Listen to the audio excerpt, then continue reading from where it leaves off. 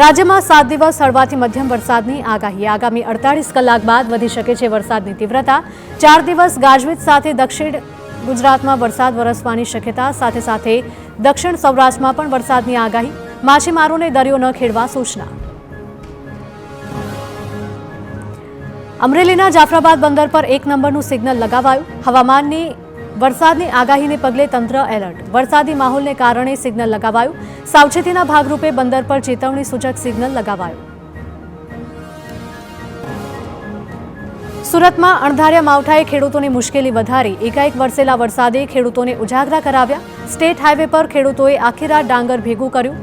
સવાર પડતા જ ખેડૂતો ફરી ડાંગર સૂકવવામાં લાગ્યા। ખેતરોમાં ભેજ હોવાથી હાઈવે પર ડાંગરની સૂકવણી કરવામાં આવી રહી છે। ફરી એક વખત મલ્ટી કોમોડિટી એક્સચેન્જમાં સોના ચાંદીના ભાવમાં કડાકો બોલ્યો છે। 10 ગ્રામ સોનું 1700 રૂપિયા ઘટીને 1,23,000 પહોંચ્યું, તો 1 કિલો ચાંદી 2,000 રૂપિયા ઘટીને 1,48,000 રૂપિયા થયું। હજુ પણ સોના ચાંદીના ભાવમાં આવી શકે છે ઓટ।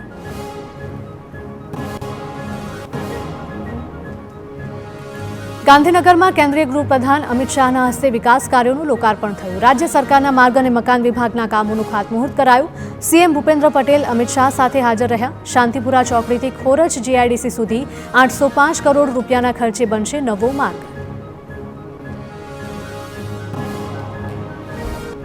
28 કિલોમીટરના 6 લેન પર 5 નવા અંડરપાસ કરાશે તૈયાર। રોડની બંને બાજુ અત્યાધુનિક સર્વિસ રોડ પણ તૈયાર થશે। નવો માર્ગ તૈયાર થતા જીઆઈડીસી અને ઔદ્યોગિકીકરણને થશે લાભ। સામાન્ય નાગરિકોને પણ ટ્રાફિક જામની સમસ્યામાંથી મળશે છુટકારો।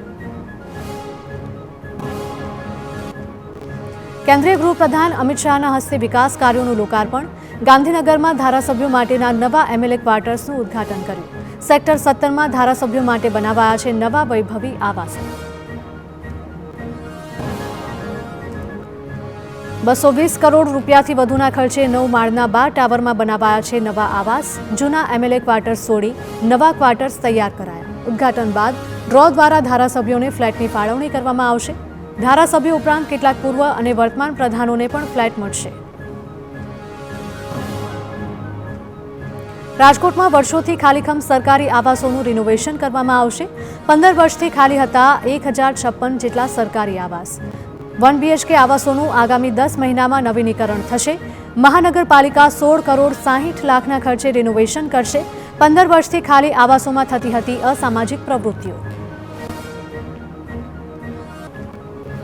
મહેસાણાના આકાશમાં વાયુસેનાની સૂર્યકિરણ એરોબેટિક ટીમની પ્રેક્ટિસ। ભવ્ય સૂર્યકિરણ એરોબેટિક એર શો પહેલા આકાશમાં જોવા મળ્યા દિલધડક દ્રશ્યો।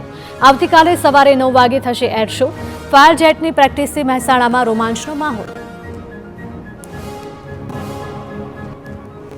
મહેસાણાના ઇતિહાસમાં પહેલીવાર યોજાશે સૂર્યકિરણ એરોબેટિક એર શો। મહેસાણાનું એરોડ્રોમ બનશે શૌર્ય અને કૌશલ્યનું સાક્ષી।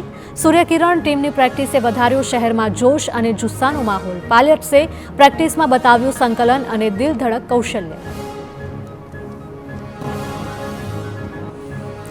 ટેકનોલોજીની મદદથી આરોપીઓને ઝડપવામાં ગુજરાત પોલીસને મળી સફળતા। National aromatic fingerprint identification system ગુનેગારોને પકડવા માટે બની મહત્વપૂર્ણ, જેની મદદથી પોલીસે 9 મહિનામાં 80થી વધારે ગુના ઉકેલ્યા। ફિંગરપ્રિન્ટ પોર્ટલ ઉપર રાજ્યના 22 લાખથી વધુ ગુનેગારોની ફિંગરપ્રિન્ટ મોજૂદ છે। ડીજીપી વિકાસ સહાયે આપી માહિતી। રાજકોટ મહાનગરપાલિકાએ ભાઈબીજના પર્વ નિમિત્તે મહિલાઓ માટે કરી વિશેષ વ્યવસ્થા। બીઆરટીએસ બસમાં મહિલાઓ વિનામૂલ્યે કરી શકશે મુસાફરી। શહેરના તમામ રૂટ્સ પર બહેનો નિઃશુલ્ક પ્રવાસ કરી શકશે। ગમે તે સ્થળે ગમે તેટલી વખત સુવિધાનો લઈ શકશે લાભ। નવા વર્ષના પ્રારંભે સતત બીજા દિવસે દ્વારકામાં ભક્તજનોની ભારે ભીડ યથાવત। ભાઈબીજના અવસર ઉપર પણ શ્રદ્ધાળુઓનો મહેરામણ ઉમટ્યો। ભાવિકોએ ગોમતી નદીમાં સ્નાન કરી દ્વારકાધીશના દર્શન કર્યા। શ્રી કૃષ્ણ અને તેમના બહેન સુભદ્રાના સંબંધો યાદ કર્યા। ગુજરાતી ફિલ્મ ચણિયાટોળીએ સર્જ્યો ઇતિહાસ। દિવાળીના સમયમાં પહેલા દિવસે જ કરી 1 કરોડ 41 લાખ રૂપિયાની કમાણી। અત્યાર સુધીની બધી જ ગુજરાતી ફિલ્મ્સનો રેકોર્ડ તોડ્યો। એક સાથે 1800થી વધુ સિનેમાઘરોમાં ફિલ્મ રિલીઝ કરવામાં આવી છે। ફિલ્મ ખેડૂતો સાથે લોન અંગે થતી સમસ્યાઓના કારણે પરિવાર પર પડતી તકલીફ પર આધારિત છે। બનાસકાંઠા દાતાના ભેમાળ ગામે બેસતા વર્ષે જોવા મળી કોમી એકતા। ભેમાળમાં નવા વર્ષે નિમિત્તે હિન્દુ અને મુસ્લિમ લોકોએ યોજ્યું સ્નેહ મિલનનો કાર્યક્રમ। દર વર્ષે આ રીતે સ્નેહ મિલન કાર્યક્રમ યોજી કોમી એકતાનો દાખલો પૂરો પાડવામાં આવે છે। આ પ્રસંગે તમામ હિન્દુ મુસ્લિમ ભાઈઓએ દેશમાં અમન, ભાઈચારો અને શાંતિ રહે તે માટે પણ સંકલ્પ કર્યો। અમદાવાદના ઇન્ડોલાઇન ફાઉન્ડેશને રાજસ્થાનના જેસલમેરની સરહદ પર બીએસએફના જવાનો સાથે દિવાળીની ઉજવણી કરી। રાયથનવાલા ફોરવર્ડ પોસ્ટ પર સીમા સુરક્ષા બળના જવાનો સાથે દીવડા અને આરતી કરવામાં આવી। સૈનિકોને મીઠાઈ વહેંચી ફટાકડા ફોડવામાં આવ્યા। લાંબા સમય બાદ ભાજપના કાર્યક્રમમાં જોવા મળ્યા પૂર્વ પ્રધાન જવાહર ચાવડા। કેબિનેટ પ્રધાન ડોક્ટર પ્રદ્યુમન વાજાના અભિવાદન સમારોહમાં હાજર રહ્યા। જવાહર ચાવડાએ નવનિયુક્ત પ્રધાનને આપી સલાહ। સિંહ, હંસ અને બગલા જેવા એડવાઇઝર મળવાની કરી ટકોર। કહ્યું કે તમારી પાસે કોઈ આવે તો દુઃખ જાણજો, નિર્ણય પછી કરજો।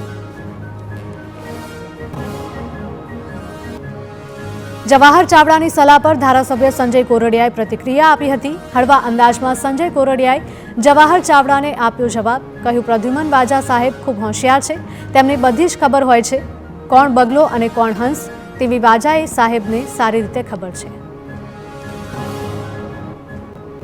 તો સમારોહમાં પ્રદ્યુમન વાજાએ પણ પ્રધાન પદ મેળવવા મુદ્દે વાત કરતા કહ્યું, મારા કરતા બીજા લાયકાતવાળા હતા। જૂનાગઢ, ગીર સોમનાથના બીજા ધારાસભ્યો લાયકાતવાળા હતા। એક વ્યવસ્થાના ભાગરૂપે મને આજે મંત્રીપદ મળ્યું। પોતે જ શ્રેષ્ઠ હોઈએ તેવું અભિમાન ક્યારેય ન કરું। ભાજપ નેતા બાબુ બોખીરિયાએ નવા મંત્રી બનેલા અર્જુન મોઢવાડિયાને ટેકો જાહેર કર્યો। એકબીજાના પગ ખેંચવાનું બંધ કરવા ટકોર કરી। એકબીજાના પગ ખેંચીશું તો અર્જુનભાઈ કેવી રીતે કામ કરશે તેવો પ્રશ્ન કર્યો। અમે બંને એકબીજાના ખભે ખભા મિલાવીને કામ કરીએ છીએ। રાજ્યકક્ષાના પ્રધાન સ્વરૂપજી ઠાકોરે સંભાળ્યો પદભાર। શુભ મુહૂર્તમાં ખાદી ગ્રામોદ્યોગ પ્રધાન તરીકે જવાબદારી સંભાળી। કહ્યું, નાના લોકો, લઘુ ઉદ્યોગોને ઉપયોગી થવા પ્રયત્ન કરીશું। લોકોને રોજગારી મળી રહે તે માટે કાર્ય કરીશું। પીએમ મોદીના વિકસિત ગુજરાત, વિકસિત ભારતના સ્વપ્નને સાકાર કરીશું। દીવ જિલ્લા પંચાયતમાં લહેરાયો ભાજપનો ભગવો। ચૂંટણી પહેલા જ જિલ્લા પંચાયતની 8 પૈકી 5 બેઠક બિનહરીફ। 5 બેઠક પર ભાજપના ઉમેદવારો બિનહરીફ વિજેતા। અન્ય 2 ગ્રામ પંચાયતોમાં પણ ભાજપનો વિજય। દીવના ઇતિહાસમાં પ્રથમ વખત ભાજપનો ભગવો।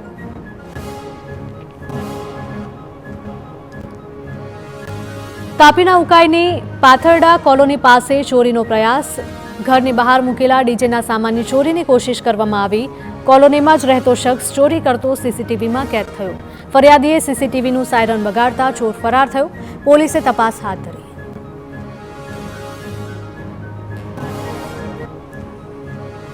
અમદાવાદના ગોતા વિસ્તારમાં ગ્રેનાઇટ એન્ડ સેનિટરી નામના શોરૂમમાં આગ લાગી। પૂંઠા લાકડા અને ફર્નિચરનો સામાન બળીને ખાખ થયો। ફાયર વિભાગે તાત્કાલિક પહોંચી આગ પર મેળવ્યો કાબુ। સદનસીબે આગની દુર્ઘટનામાં કોઈ જાનહાનિ નથી થઈ। અમદાવાદના મેમ્કોના બાયજી એસ્ટેટમાં ફાઇબર પાર્ટ્સના ગોડાઉનમાં આગ ભભૂકી ઉઠી હતી। પ્લાસ્ટિક ફાઇબર જેવું મટીરિયલ હોવાથી આગ વધારે ફેલાઈ હતી।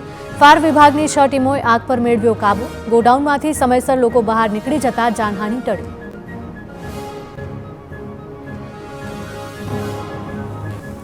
અમદાવાદમાં ઇસરોના આઉટર ગેટ પાસેની બિલ્ડિંગમાં આગ લાગી। 21 નંબરની ઇમારતના મિકેનિકલ સેક્શનમાં આગ લાગી। એસીમાં શોર્ટ સર્કિટના કારણે ભડકો થયો હોવાનું અનુમાન। ફાયર વિભાગની 4 ગાડીઓએ આગ પર મેળવ્યો કાબુ। કમ્પ્યુટર સહિતના સામાનને નુકસાન।